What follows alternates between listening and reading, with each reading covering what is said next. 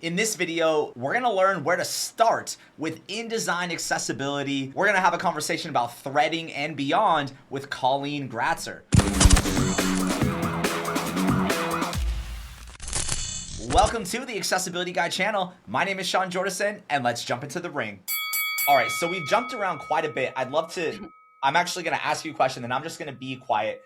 Walk me through your workflow. So you get a document, and just walk me through, like, what do you do?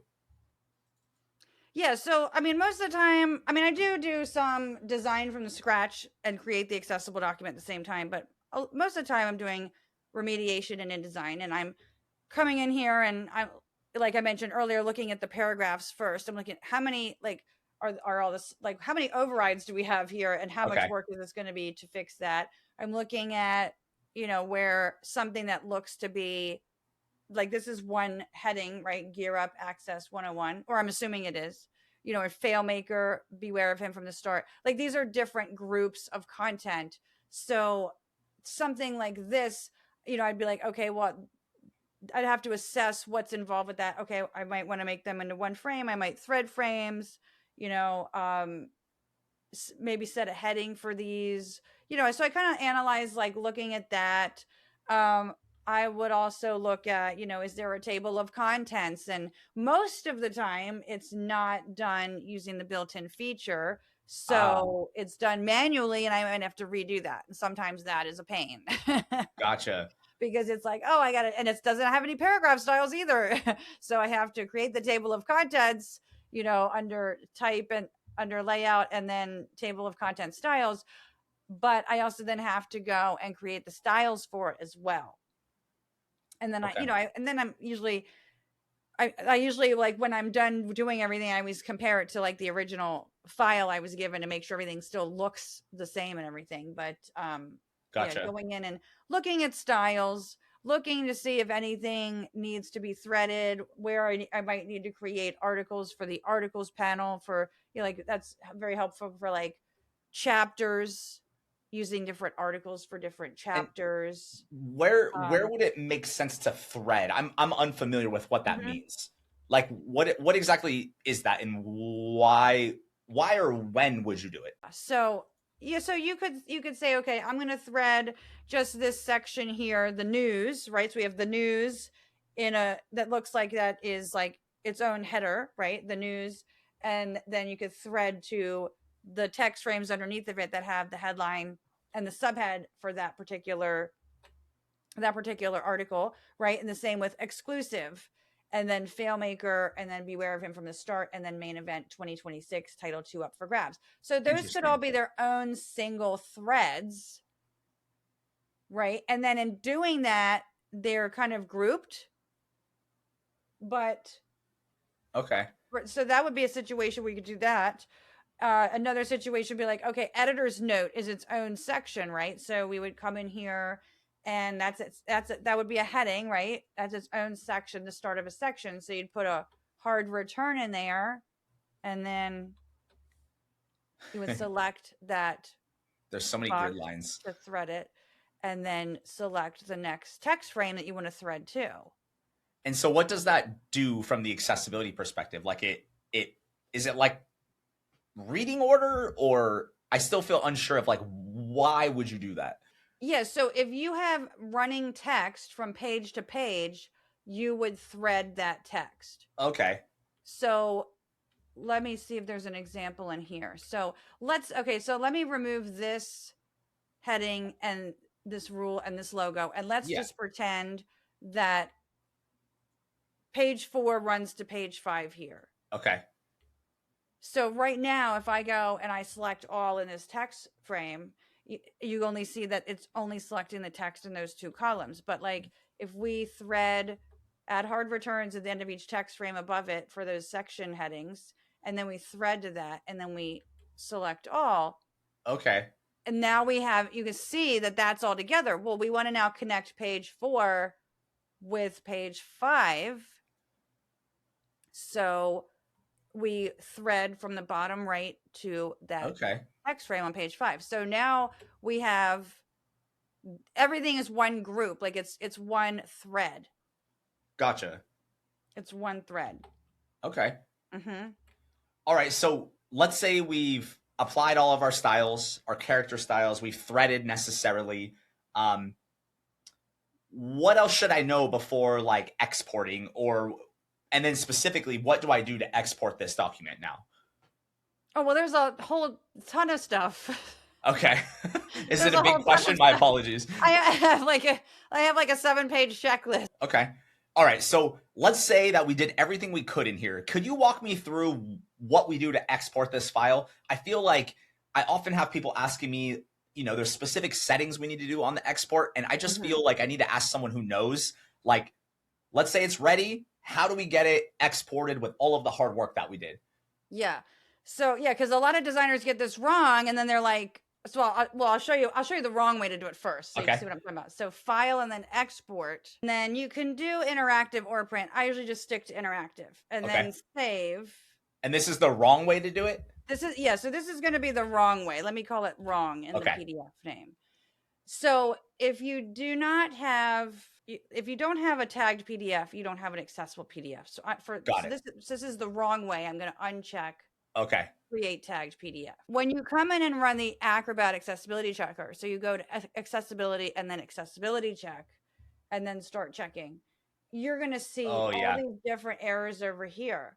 And you might freak out and go, oh my gosh, I just did all this work in InDesign. Where the heck, like what happened to my work? Why do I have all these errors? Well, it's because if you ever see something like this, I mean, sometimes you might have a PDF with this many errors, but if you Right. know you did things in InDesign and then this suddenly happens, go to the tags panel, because it's most likely that it's saying no tags available, which means we exported it with no tags. Okay. Got it. So that's We don't definitely even the have the wrong. foundation at this point. Yeah. Okay. It basically like nothing that we did came over. Correct. Like Gotcha. everything is in InDesign and it's stuck there. Okay. Yes. So if we go back to export, and we'll call this the right way, we have to check create tagged PDF. Okay. You have to absolutely check that. Now, use structure for tab order, you should check, but if you don't, there is a way to fix it in InDesign. But the most important one is create tagged PDF and have it export as pages. Okay. And then, oh, well, something else to think about too is like under compression, you always want to like make sure like, what is my image quality okay, with the client? And then, the other thing, I've also had clients that have restrictions on how big the PDF can be, right? So they're like, oh, well, we have these huge files with huge images in them, but our PDFs can only be 15 megabytes. Interesting. And so that So allows us to help with that. yes, so this is, you have to come and play around with the resolution under compression in the export to Got it. interactive PDF to adjust that, because sometimes that can take a really, I mean, we've had projects where it's like that was a really hard thing to get right. It's like, okay, and then doing the other accessibility work in the PDF ended up bumping the file size up a little bit too, and I was just like, oh my gosh, like Right. so the most important things are export as pages, and then create tagged PDF, and then you can use structure for tab order. But like I said, if you forget to check this, there's a way to fix it in InDesign, and you'll get alerted to an error in the PDF in Acrobat. Okay. So you'd be able to fix that. But the most important thing is pages and create tagged PDF. Okay. And so then we'll go ahead and look at that in Acrobat, and then run that checker again. And it should be then, better. yes. Okay. So now we have, it says under document 3 issues, it's always going to say logical reading order needs manual check. It will always say that. Yeah. It will always say color contrast needs manual check. That's because no automated checker can tell you that your reading orders are correct. It Right. can't tell you if the tab order is correct. It's not going to be able to tell you that, right? It's not even going to be able to tell you if the tags you used are correct. I mean, I see all the time. I've seen a lot from a lot of people who send me PDFs, and it's like everything's a paragraph. There's no headings. There's visual headings. Sighted Right, users right. can tell their headings, but there But are not no programmatically. headings for users of assistive technology that cannot see the page. So there's so much that even if you even if you do pass the Acrobat checker, you're not done because there's still so much checking to do that it cannot do. All right, so Colleen, if I could ask you, what is one thing, if someone could fix one thing in their workflow, in your opinion, what would it be? What would have the biggest impact? Definitely paragraph styles. Okay. These can be really, I mean, they can be really tedious, but I mean, when you've got long, complex documents, those are gonna be a big part of the work. I mean, there's a lot of other things that are big parts of the work too, of course, but I feel like paragraph styles they're just so easy to do once you know how to do them. And I mean, really, Sean, I mean, a lot of accessibility work in InDesign could be headed off just by using InDesign the way it should be used. A lot of designers, and a lot of the times it's the ones that say, oh, I've been using InDesign for 20 some years. Some of those are the documents that are, I mean, that's like me using Photoshop for 30 years. I have not a clue what I'm doing. I mean, right. I mean, I'll go up, I'll look at pages that don't have, I mean, files that don't have master pages set up, or paragraph styles, and tables are like drawn in with text frames by hand with rules drawn in between each row and column. And I'm like, oh my at gosh. some point, I mean, I feel sorry that somebody didn't say at some point, like, there must be a better way to do this. This is page layout software. Yeah, I totally agree. And that's always been part of my struggle, was like not knowing how to use the tool itself. So I've kind of just steered clear of it, because typically I just get like the end files, right? And I fix those in Acrobat. But yeah, that makes a lot of sense.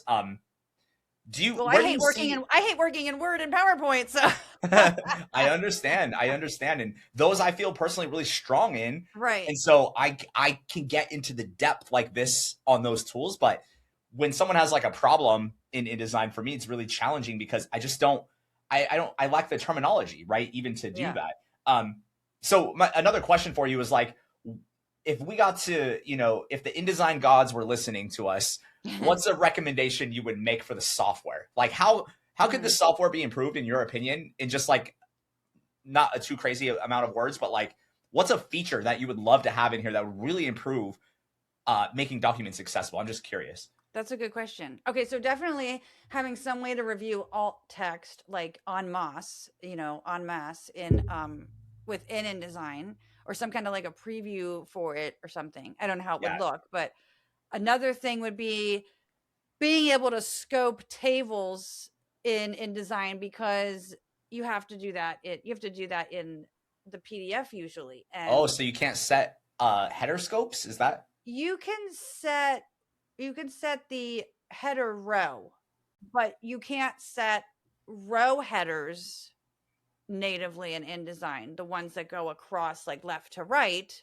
in the first column. I mean, you sometimes have tables that don't have both header rows and row headers, like, so the columns, and then you don't have necessarily both columns and rows.